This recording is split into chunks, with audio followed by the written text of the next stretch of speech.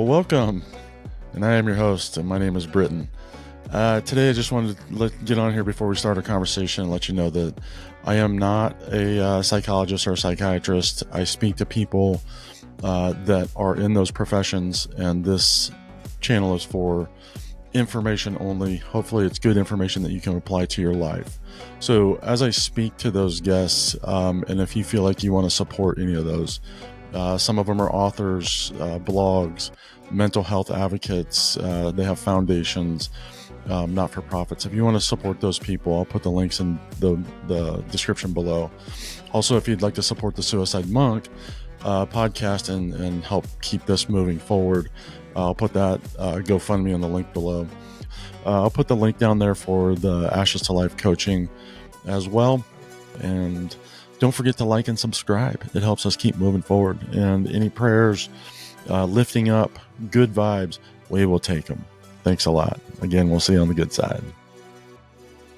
When we don't allow ourselves how do they draw that out? Feeling. Say that again. How do they draw that out of people? The mirror neurons, and as well as just their being so present without judgment. There's no judgment. It's not personal. It's just where you are right now. Allow yourself to feel it. Allow yourself to just feel it. It's only going to last about a minute and a half. Allow yourself to just feel it. And they don't judge you. There's no judgment. It's not personal. It's just who you are and how you're feeling right now. And so when I can allow I'll just talk about myself because I can't answer for anyone else. When I allow myself to fully feel that and I let that move all the way through my body, now my nervous system is starting to become more regulated. Now I can show up differently. I can show up more authentically because I'm showing up from a feeling space instead of an overthinking space. Now I can allow what's true for me to land for me, which is, how do you want to show up? You get to decide. For myself, how do I want to show up? I want to show up in my authentic self. Get real with yourself. This is not your fault. You taking the blame for someone else's actions is keeping them from moving through their path. And these are all things that, like, they take time. I mean, I had this mayor of mine for 11 years, and she taught me so much about this, about how being present in the moment and really feeling what I'm feeling is not only okay, it's we don't get over it. You have to move through it. The only way out is through. So as I moved through it, each time it got easier and easier because I knew what was going to happen. It's the not knowing what's going to happen to you, to myself, that caused so much anxiety and suffering. Yeah. I think that's why, a lot of people have a difficult time changing. Even I have a difficult time changing, and I work on it all the time. And it's because of the unknown. It's because the fears of the unknown pop up and kind of keep you on the hamster wheel longer than they should be allowed. And I'm learning that, like, I'm approaching my, for lack of better terms at the moment, disabilities I'm navigating them different now, instead of using old tools to try to move me away from that. And a buddy of mine says that. I say this often. He's like, I tried to use the same tools that got me in the hole to get me out of the hole. Now his expands on that more, and he's like, I realize the rock is at the bottom, and that's where I want to stay. And that rock for him is Christ. So there's a different narrative to that, but it's true. We're usually trying to do the same thing that got us there to get us out of there.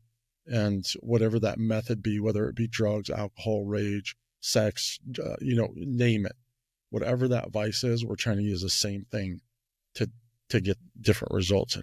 And we hear the old adage a lot. I do the same thing in different ways, but I get the same results. And it's like, so that's where if once you sit with the things and like what you're talking about, you're able to think and be creative with a new navigation and say, oh, the map is bigger than what I thought because now I'm looking at it and from above and I can see the possibilities instead of looking at the path that I'm on that I can only see 15 feet in front of me because it turns. And so, yeah, I think that's beautiful. How do you use, and I know we've kind of talked about this, but take me through, how do you use the horses in therapy now with, is I know we talked about you use it multiple families, and but when you have a mother daughter or a mother son and they come to you, what does that process kind of look like for you? What's that your intake and Yeah. goal, and then what's the outtake look like? What's that look like? Sure, sure. So I first want to premise that I don't do therapy because I don't. I do what's called horse wisdom, which I just Okay, want to be clear on that. perfect. That this I is apologize. about how I moved through that and my experience alone, of this is how I walk people through that. So I'll use the example of a mother-daughter that I had come to me who they came to a retreat. I do retreats at my farm here a few times a year. And a lot of times that starts off with, where are you now? Um, where have you been and where are you going? Like we start off with, and it can be premised in any, not necessarily in that order. A lot of times it'll be where you been, where are you now, where are you going? And for for the sessions, a lot of times it will be like, what's getting in the way? And it's a lot of times it's obvious. Obviously, drugs are in the way. Oh, okay. But what started the drugs? Why? Why the pain? Why the suffering? What happened? And it's a lot of times it's something that happened in childhood. For this daughter, her it was her dad leaving the household when she was, I think, like 8, and Big that deal. abandonment, right? Um and that festering, and then, as moving through adulthood, then, meeting the wrong person at the right time and ending up in a situation where you're now a drug addict. And for her, she had a little boy. And of course, the mother's, concerned about her daughter and her grandson. And we then have a conversation about, what have you done? What works? What doesn't work? Um, and how are you taking care of yourself? How are you taking care of yourself as the mother? And a lot of times they're not at all. Like, the self-care is gone. And so we look at, like, how can we start that self-care? Like, even if it's only 5 minutes a day, you have to start somewhere. You don't start off with half your day is self-care. It's not going to work. So we start with that. And then when they came out for the retreat, it was, allow yourself to feel your feels. Allow yourself to just get whatever messages are there for you from these horses without it needing to make sense. Like, don't try to make sense of this. Just allow. Just be here right now. A lot of times we'll go out for a nature walk first, and what I would call like forest bathing.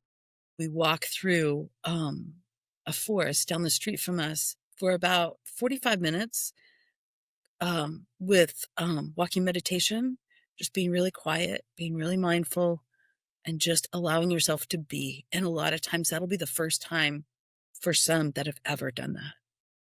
And the silence is deafening. You get out into It the is. forest and it's like, this feels really uncomfortable. Why does it feel uncomfortable? Just sit with it. I'm right here. There's nothing here but trees.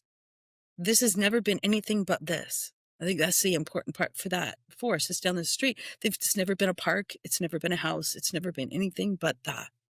Allow yourself to be with that. That's where we start getting those what I call like those downloads from God of just being like, trust me, let go. How how do you use spirituality leading or guiding people through some of these processes? Because you know, especially today, there's so many people hurt by, Yeah. well, especially in this country, Christian religion, and and then prior to that, Catholicism and the Oh, religion yeah. behind that.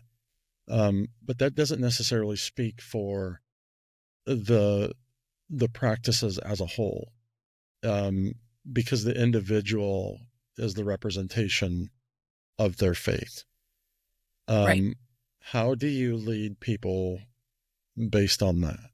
Because you've a lot of people with, and this is a lot of people that I have been around in the last 30 years have not had a lot of tragedy. So they don't really understand the avenues and like the things that you compromise and have to go through and the torment and the struggle and and when you don't have anywhere to lay that and put it at something like outside of your body, even beyond humanity, and I'm talking in a spiritual life, there doesn't seem to be a quality of healing if there's not a spiritual foundation. Now, I'm not saying you have to be Christian or Catholic or Muslim, or I'm just saying with a spiritual foundation, people seem to not be able to move further into their healing life. Can you Yeah. talk to me a little bit about that?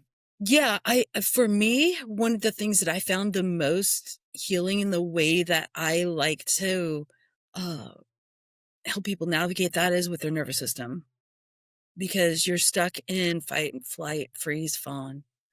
And when you're there, you're disconnected. You're in your ego. I love the Wayne Dyer quote, EGO, edge God out. Yeah. And Okay. when I Never can heard say that. when I'm in my thinking brain, I'm if I'm not logically doing something, how can I drop into my heart?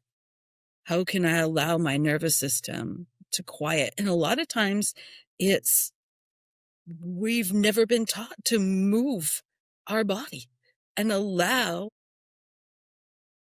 that trauma, that suffering to move through us. So again, coming back to horses, right? So you take a horse that has had a stressful situation happen. Let's just say it was chased by wolves or um, whatever. They're prey animal. Their first instinct is to run. When they're done running, they need to move that through their system. They'll roll on the ground, they'll shake, they'll yawn, they'll move their body and allow that through their nervous system.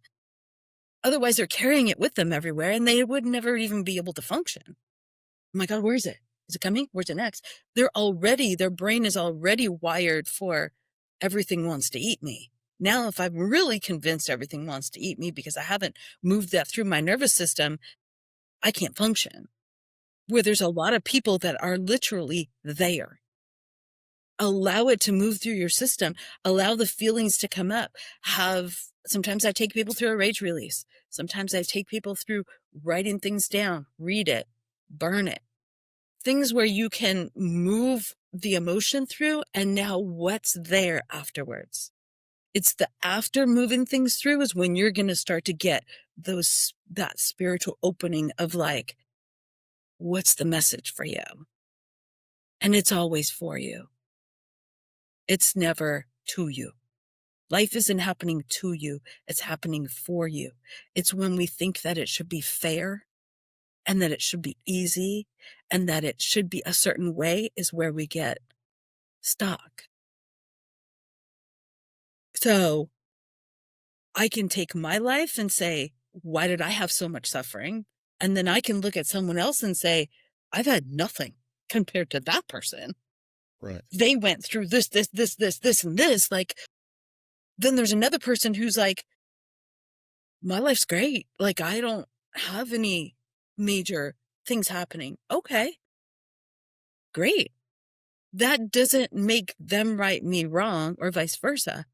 It just makes me look at outside myself for answers when I should be looking inside.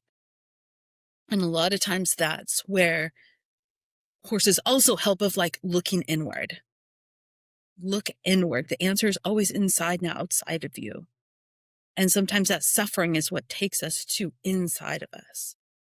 And I don't have to make sense of what's happening to me. I just need to show up for me. And then allow God to show me where to show up. Allow that without there being the best messages I've ever gotten have been in the woods. They've never been in a church. They've never been at somewhere where there's a religious gathering. That's not where that happens. God's church is down the street from me in the woods. That's God's church. That's where I show up and I get connected with nature and God and let go of the judgment. I'm not here to judge. That's not my job. That's not my job to judge. My job is to show up and do the best I can for myself and then others. But if I try to put the others first, no one wins. Yep. Your daughter is recovering now or recovered? My daughter has had a relapse. Okay. And she's moving through that now. And I like to say I get to get good at what I've been good at for the past 5-6 years all over again. Not showing up for myself, knowing what I need to take care of myself, allowing her to walk her path and letting her know I'm here for you, but I'm not here to save you. Right. Well, and you can't. That's I'm the here to help unfortunate you. thing. I'm here whenever you're ready for whatever. And this is her path. And that doesn't, I caught myself starting to enable and I'm like, whoa, okay. These, what's the right word for that? These old habits easily come back. And this is her path. This is her life. And I have to allow her to navigate that herself. Yeah. It's how are you navigating, because now that you've experienced what it is to have your daughter back after this long period of time, and then to find yourself in that same boat.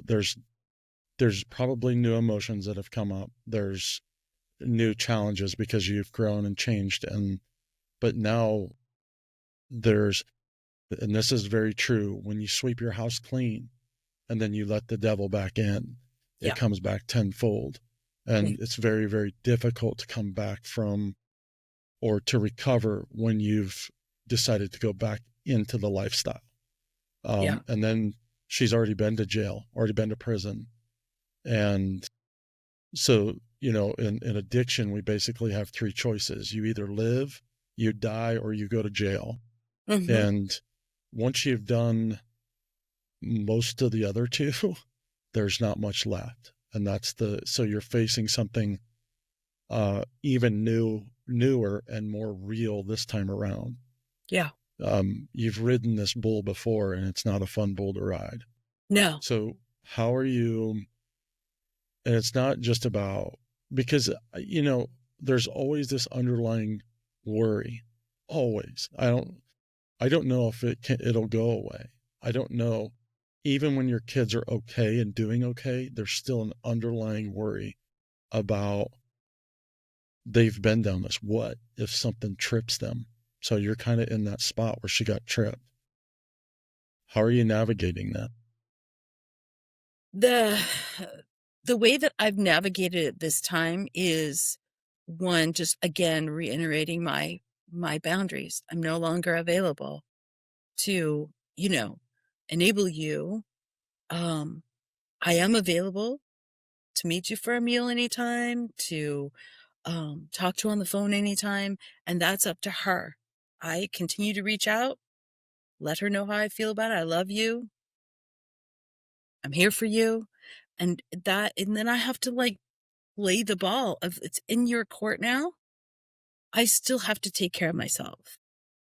I still have to take care of myself. And that I think the 15 years of the first, go around of this addiction, I kind of gotten to the point towards the end where I'm like, my daughter has been dead and gone for a long time. The version of that's here of her now, I don't know her. And I get to decide whether I want to learn about her or if I'm going to uh, allow a better version of her to show up. So again, showing up for myself, showing her what's possible for her. Because me just abandoning myself again is showing her how to abandon herself again. So, and I'm also going through, I agree with you about, when you fall into addiction again. And I also agree with you've done it once before. You know what's possible.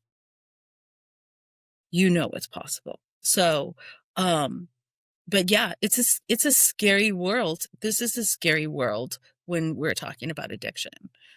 It is a scary world. Yeah. Having this experience and now being on the side of it again, do you find yourself loving her differently than what you did before? Because a lot of those were boundaries in order for you to learn to love yourself and respect yourself. Yeah. And now that you've done that, how do you love her differently through that experience? I would say yes, and with this, like, caveat with that, I remember in my daughter's addiction, 15-year addiction, me thinking that when she went through recovery, I was gonna get my daughter back. I'm gonna get my daughter back, and having that realization that that version of her has been dead and gone for a long time, and that I get to allow a different version to show up, but this isn't it. This isn't the Right. version I'm waiting for. So with this go around, it is loving her in a way to where I'm allowing her to show up for herself in a powerful way. Uh, and if for some reason she did not survive this, that's God's plan. Yeah. No, no, that's not something we can ever prepare for or No, should we worry about prior to. no. And It's always in the me, back of the mind, right. but But me concerning myself with that is also like asking for that.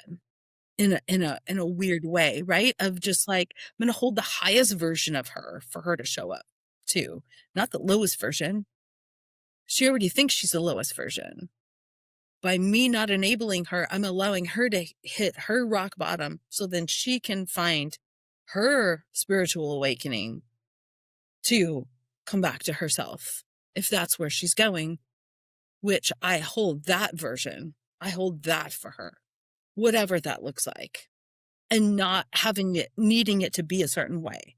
I think that you can get trapped in that. It needs to look like this. For me to know, I needs to look like this. And it's again coming back to, well, you're doing God's work. Like, that's not. Let go of that. Like, let God do what He's going to do with that. And you be there for yourself so you can be there for her or him when they're ready to come back. yeah.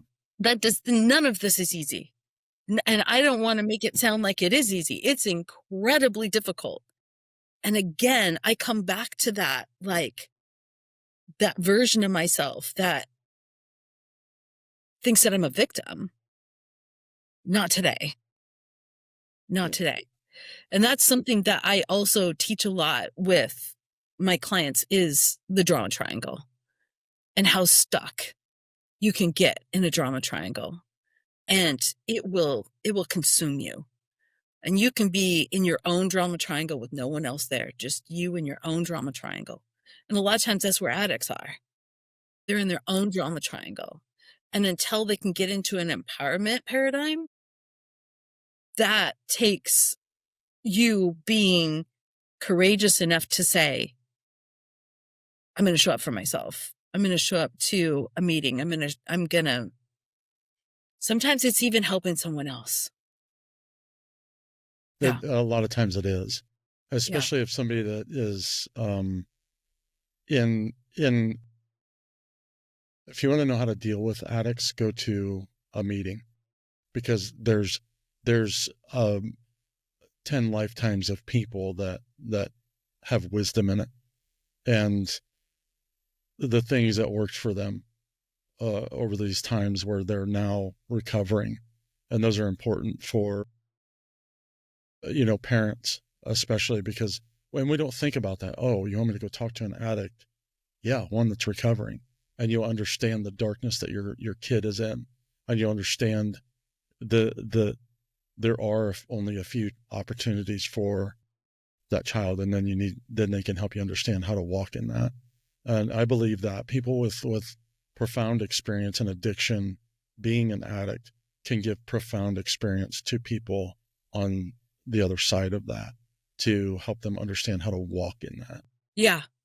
And, I used to speak at a recovery center for a family day.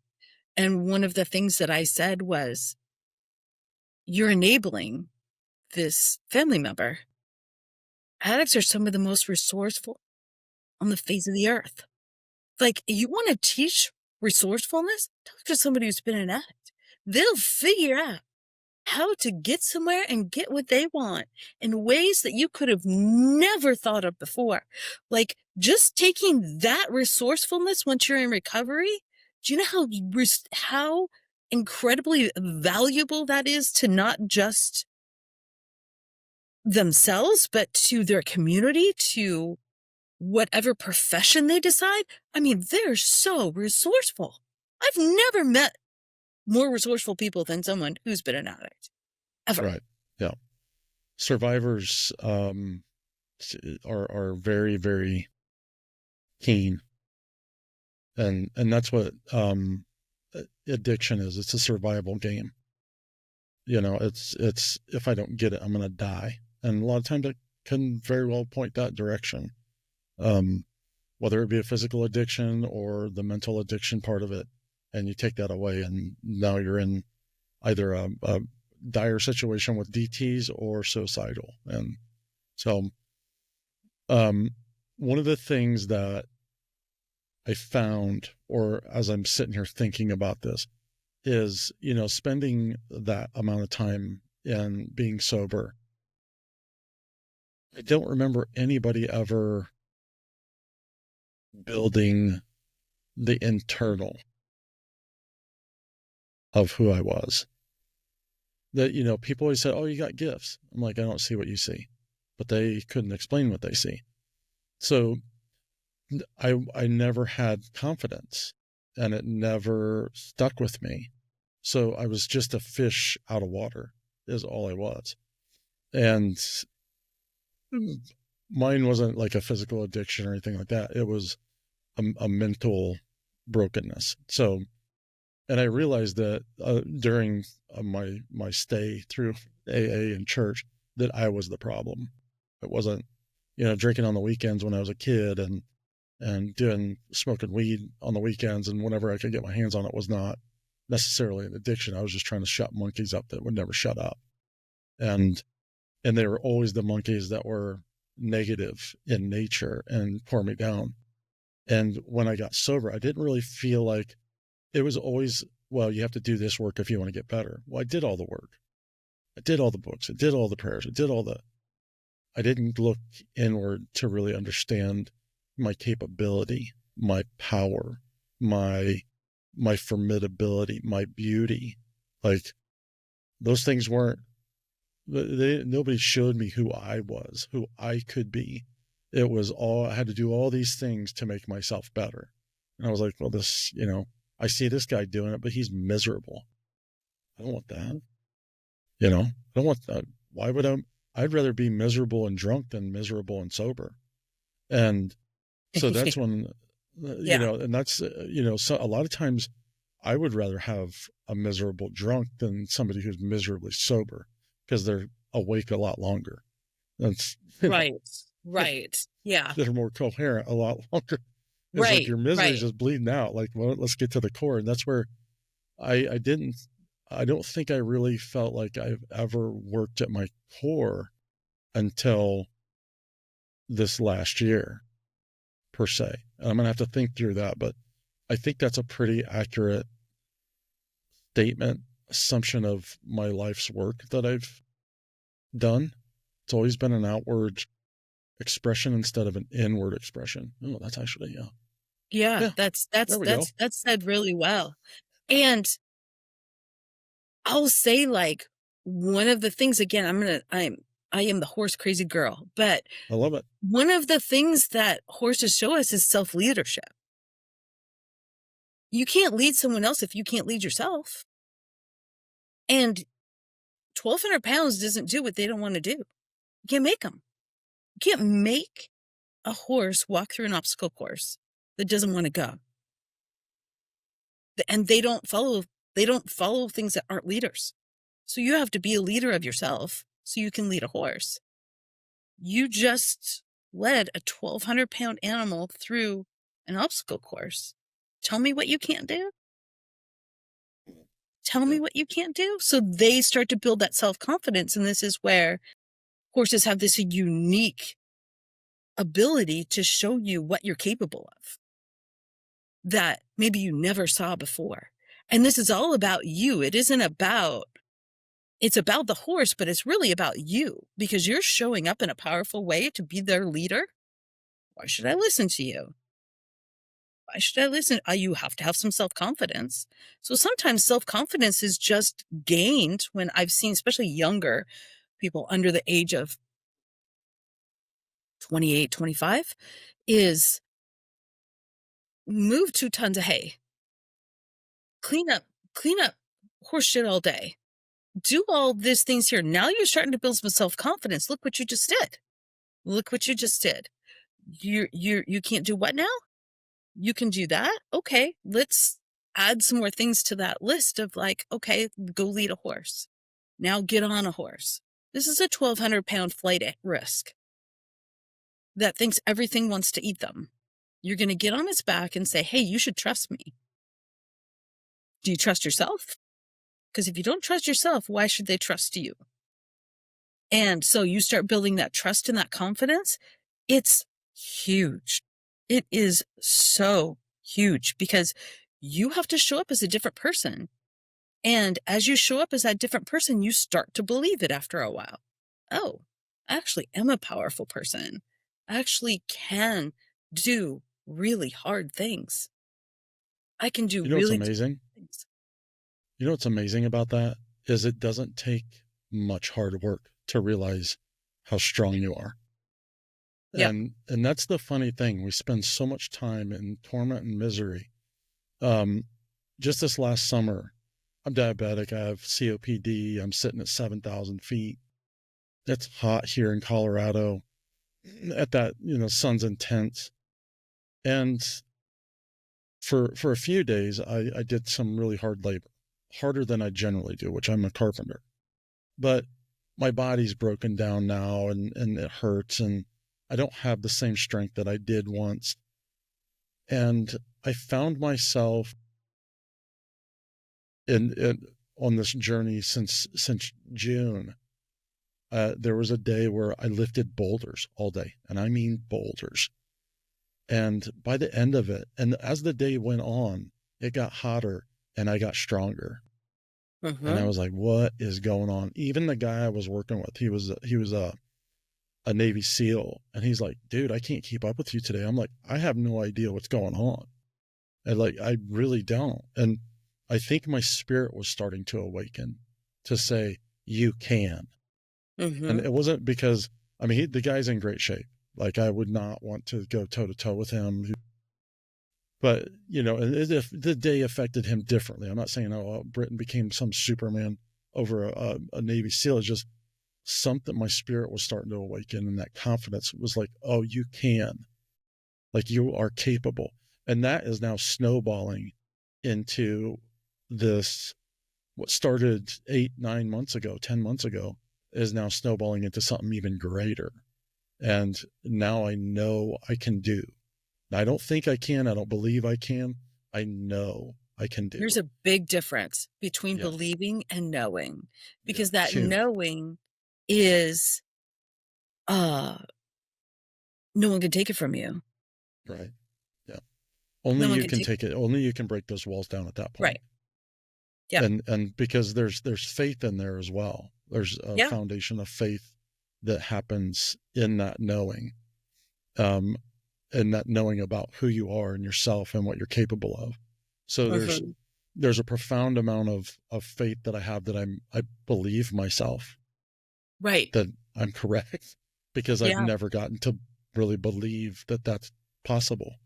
So that's Yeah. actually interesting. I get to believe myself. I like that. Yeah. Well, and you get to decide what you believe. Yeah. I Yeah. think that in my when I was growing up, you believe the things you keep hearing. Hmm. You believe that and the more people that tell you that, the more you believe it. Like, my parents could tell me all day long I could do anything I want, but if everyone at school is telling me I'm not, that's what I'm gonna believe. Right. So, I, but as you get older, you just go, I look back at that now and I go, "Oh man, those kids were so suffering." They were so suffering, and now I get to look back at that and go, "Oh, okay, so the lesson is that if you're suffering, how can you help yourself? How can you help yourself?" And it's not about helping someone else. How can you help yourself? Because you're helping yourself is helping someone else. You're showing them what's possible. And, yeah. But of course, as kids, we don't understand that. We just yeah, yeah. one of the things we're going to close out here in a minute, but one of the things I've continually, and we hear it all the time, if you want to change your narrative, your viewpoint, your life, go volunteer somewhere. Mhm, Go volunteer at a homeless shelter or anywhere that somebody has less than you. mhm, Go volunteer at Goodwill. And mhm. not looking for a job, go volunteer. Go see the people that have less than you and and see their happiness, see their joy, see their struggles. It will change your perspective because you're not focused on yourself. Yeah, for sure. Yeah. As Yeah, we I'm sorry, go ahead. that's so true. That is if everyone would do that even just A 2 little bit. hours a week every week, it would completely change their Yeah. lives. Go You know volunteer at a daycare to teach kids 1 hour a week, something that you love, art, um, drawing, coloring. You wanna brighten your life. Go spend time with kids. oh, yeah. Sit like and teach them something. You'll be a god. I Yeah. mean, and you'll be able to share something that is creative in nature to your very soul. Mhm. It's so profound. My friend who has lost a lot, he lost his leg and his vision, and that's one of the things he's told me. He's like, if you can't find a job, go volunteer. If it's a restaurant, say, hey, I know you're not hiring, but I just like to volunteer because this will be experience on my resume, and maybe you can give me a recommendation if you're hiring. You can maybe hire me. If not, maybe you can point me in a direction where you see my character and can be a Yeah. testament for me. And that is how you move yourself away from the Yes. darkness of the life that you're living, is in those Mhm. kinds of things. Be Yep. creative in healing yourself. The Sorry, I didn't giving mean to. and Yeah. then finding a way to receive, because Yeah. a lot of us have a big problem with receiving. Like, we'll give, give, give, give, but how can you receive in a really, um in a way to where that honors both of you, right? So, yes, go volunteer and then receive that job as a volunteer. with a really open heart. Like, this is the best thing that's ever happened to me, because now that receiving allows you to receive more. Yeah, Yeah, interact with, um, especially homeless people. They've had some of the most profound lives, and their stories absolutely. are incredible. And honestly, there's a lot of homeless that would prefer to stay right where they're at. Yep. Um, I I and it's not I because they're making money on the corner, it's because they found peace in their life in a certain way. And 100%. that's not always the case. That's not. I mean, I've been homeless several times, so it's not always comfortable. It's a hard life, but there is, and you see this in third world countries where there's an immense amount of peace coming out of a tin house with a dirt floor, Mhm. that and tranquility and life, and they have Yep. nothing per Yeah. se that we would consider to be having something. So it's really profound to see what we would consider the down and out or the broken, and find their joy and see their joy. And how are we judging? Because, we start judging people and we're like, "Hey, you don't live their life. You have no idea what their life is like. Their life could be way better than yours with nothing." Yeah, It's amazing. It's it is. unbelievable. And it's not always the case, but you understand that they're also, number one, they're not choosing to be in this. And Right. we in this country have a heck of a lot more choice for Mhm. to exercise freedoms and move up that financial ladder if we want, where a lot of these third worlds, they don't have any opportunity. Zero. This is their life. This is what they live in. This is how they have to manage and function, regardless of their thought process of what they want, what they care about, I mean, I have friends in Africa that were, 15 minutes from getting basically their heads chopped off because they're missionaries. And they're brutal in some of these countries. So we don't understand the opportunities that we have sitting before us. And I am guilty of this over and over and over, of me lamenting about what I don't have and what security I don't have, instead of just having faith that I've always been fed, clothed, sheltered, taken care of, and that I have an immense amount of opportunity standing before me. Yep. So, Yeah, very true. yeah, Yep. we miss that so often. Yeah. And especially with addiction, we're trying to cover up instead of Mhm. saying, let's put it aside and see what's possible. Yeah. Yeah, for sure. Yeah. So Yeah. as we close this out, is there anything that you would like to leave us with? Um, anything profound that you've learned that has really changed the course of your life? And we've talked about a lot. So Yeah, we did. Um, I would just say that, uh, the power of choosing yourself, uh, affects everyone so deeply that when you can do that, you're going to show others how to do the same. Like, it's just a byproduct. There is nothing selfish about being selfish. Yeah. It's the most generous thing you can do. yeah, just not on the other side. Like, my kind of selfish was take my life. Don't go to that selfish. No, don't go Go to to the that other self. selfish Yeah. where you're taking care of yourself. Taking care of yourself. Yeah. Yes. Taking care of yourself in a big way. Yeah. Yeah, for sure. Well, Lisa, thank you so much for being here, and thank you for what you're Yeah. doing and what Thank you. you know, I'm sorry to hear that this is kind of your path again, but the strength, and my heart goes out to you, and that struggle, and even for your daughter, because I know that's, you know, it's not what she would want. If we could Yeah. choose a Of narrative to course. our life, it would not be some of these things that we've chosen. Yeah. And we're overpowered by our own addictions a lot of times, and mine happens to be a darkness, and I know that dance well. And just like your daughter knows the dance that she's doing right now really well, and it's comforting, and it's really, really hard to change partners in the dance Yeah. when you know the footsteps.